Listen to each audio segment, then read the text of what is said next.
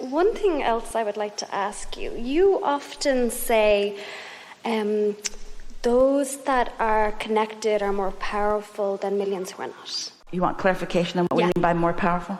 So think about momentum and think about the power of momentum. Think about the power of speed, the energy of speed. These are all words that you understand through your physics. There isn't anything outside of your physics that we're talking about here ever.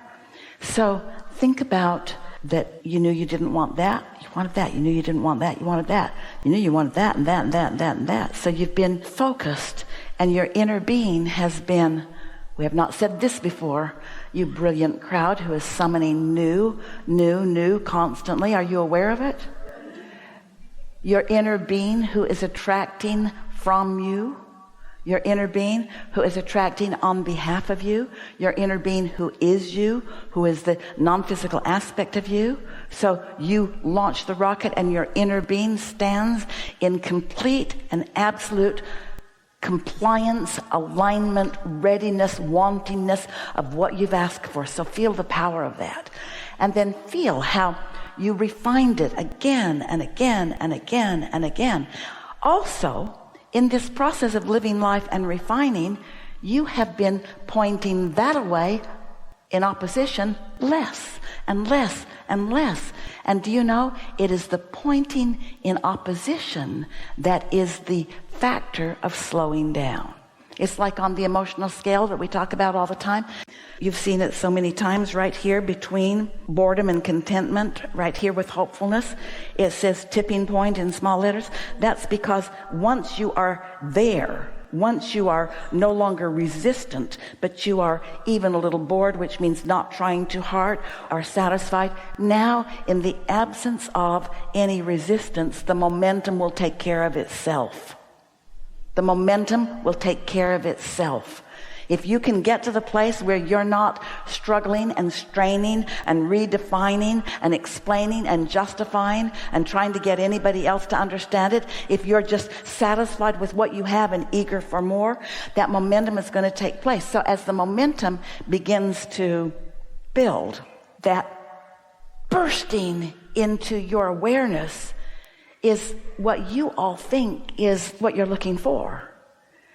We submit that when you get accustomed to understanding your own power, when you get accustomed to understanding the law of attraction, when you get accustomed to understanding your own point of attraction, when you get it that your mood matters and you know you mostly feel good, then you'll start trusting.